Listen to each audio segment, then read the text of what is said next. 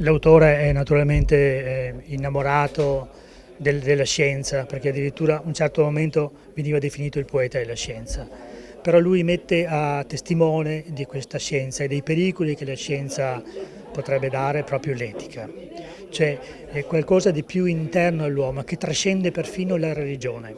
Alcune poesie di Zanella travalicano la religione cattolica, sfociano anche nelle regioni orientali, ma sempre c'è l'etica intrinseca propria dell'uomo che domina le sue scoperte. Se c'è un messaggio per il giorno attuale, direi un messaggio che parte forse proprio dalla medicina di alcuni anni fa, nell'eugenetica, di cui parliamo e di cui con difficoltà ne veniamo fuori. Noi vediamo che spesso abbiamo delle contraddizioni in questo,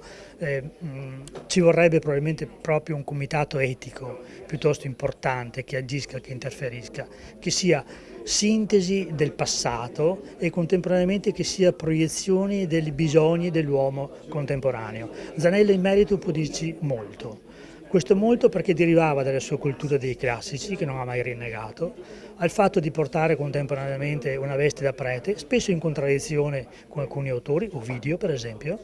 o Lucrezio, però contemporaneamente una proiezione verso il futuro incredibile. Questa è la cosa che per certi versi sconvolge anche il lettore contemporaneo, perché Zanella dà un messaggio chiaro al lettore del Novecento e del 2000, in cui sostiene i pericoli ovviamente della scienza, e lo ripete spesso, ma contemporaneamente ne sottolinea i meriti. Ecco, è questo bilanciamento sottile che noi dobbiamo trovare alla luce della poesia di Zanella, però direi alla luce del buon senso di tutti. 3 volumi, più di 1500 pagine, su un autore che è stato veramente dimenticato e considerato come un autore erudito e quindi proprio lontano dalla sensibilità contemporanea. Però Mario Bardin è riuscito a darci una lettura intellettuale dell'opera di Mario Bardin e la capacità di esercitare il pensiero sulla conoscenza ha fatto sì che questi 3 volumi siano assolutamente leggibili e con un criterio di lettura, diciamo,